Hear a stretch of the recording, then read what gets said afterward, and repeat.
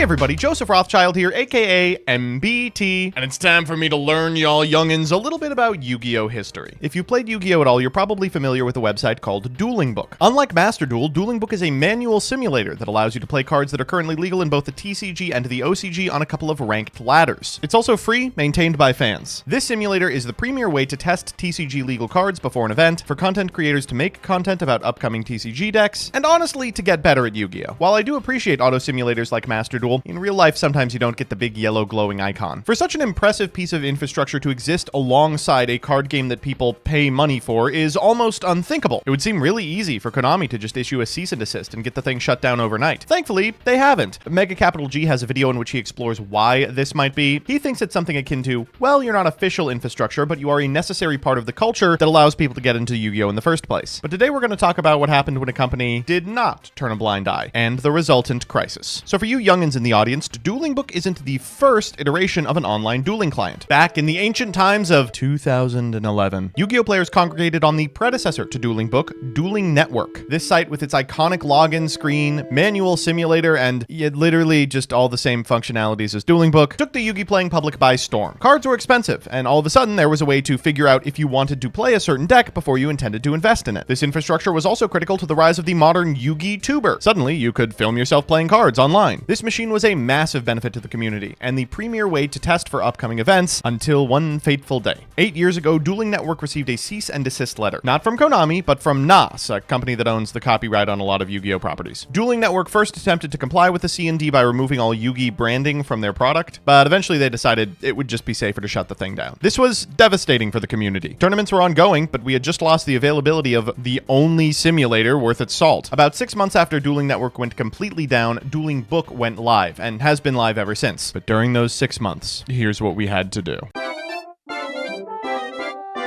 People's first option was YGO Pro.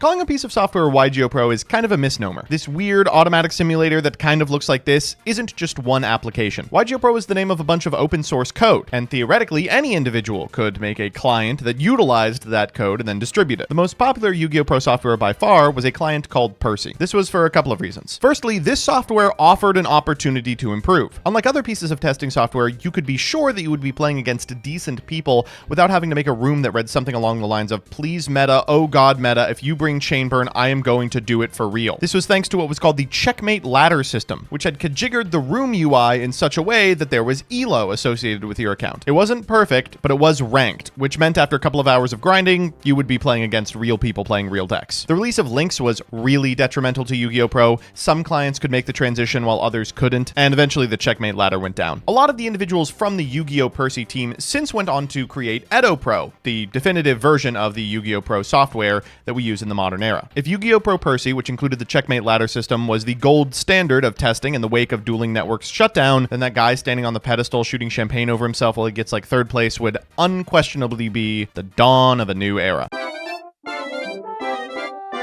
The dawn of a new era was another client built on the Yu-Gi-Oh Pro software, and it was interesting, to say the least. This client, which looked like a flash game from the year 1999, was, well, functionally just a flash game from the year 1999. It remained popular and sustained itself two ways. Firstly, by paying YouTubers to include an ad at the end of their footage. What are you waiting for, sir? Go check out our game, orale! And secondly, by having pop-ups from Kaiba, apparently. That's enough, Kaiba!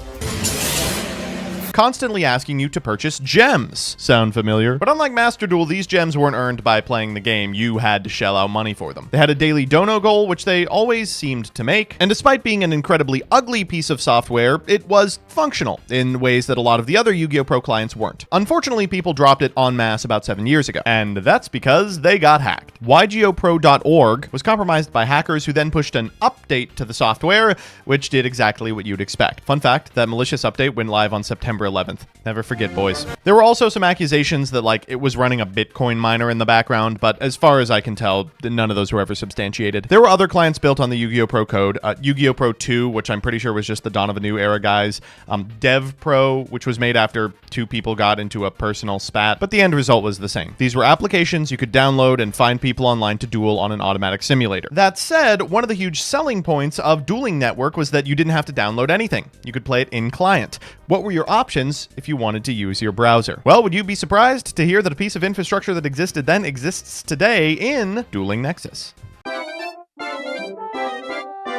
Dueling Nexus is an automatic simulator that runs in your browser, which is a little strange. It is fine, but it was kind of caught between a rock and a hard place when it came to replacing Dueling Network. It's in browser, which is cool, but one of the selling points of Dueling Network was that it was manual and you could accomplish anything. Dueling Nexus, on the other hand, had to account for a billion different card interactions, and it didn't always do it perfectly. And at the end of the day, it was an automatic simulator, which meant it competed for space with Yu-Gi-Oh! Pro, Percy, Dev Pro, and Dawn of a New Era. Didn't really look as pretty as them, so people largely avoided it. Finally, one really weird thing about Nexus was the player base. This is just my personal experience. It's totally anecdotal, but my experience was that individuals who played on Dueling Nexus tended to be not particularly good to test against. This piece of infrastructure, however, does exist to this day. It has massively modernized and receives updates regularly. Now let's talk about the weird ones.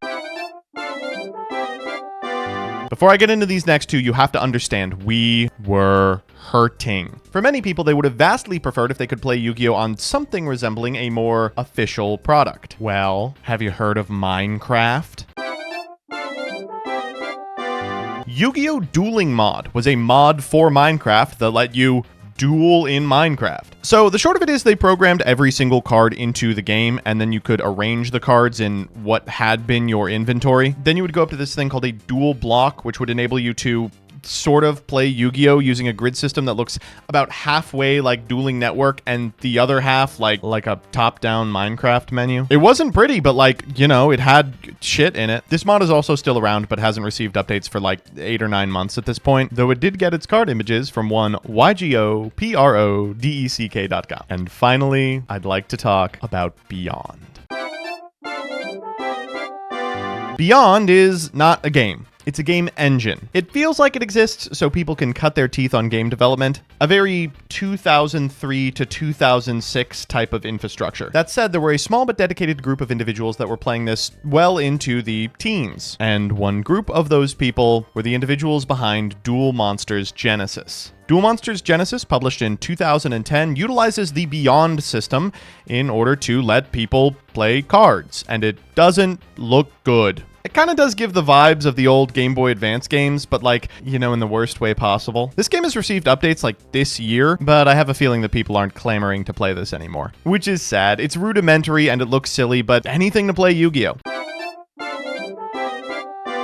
Anyway, about 6 months later, Dueling Book opened, and despite the fact that it fills the Dueling Network-shaped hole in my heart, it's only ever amassed something like 1/10 of the users that DN had. That probably has a lot to do with the rise of the modern simulator, things like Edo Pro and Yu-Gi-Oh! Omega, as well as official ones like Master Duel. But call me crazy, I think the Yu-Gi-Oh! Community really lost something when we stopped playing on simulators like this. I really appreciated the scrappiness of it. We knew we probably should not be using this software, but we were so dedicated to the game that we would find anything that enabled us to play it. There's a type of mentality that existed in old school Yu-Gi-Oh! grinders. Everyone from the top competitive players to weekend warriors to content creators that I think we see less of these days. YPFL used to mean something. And if I was out of options, you bet your ass that I would be loading up BYOND and getting the worst testing possible the night before an event I was about to scrub out of. Anyway, I've yelled at clouds enough for today. See ya.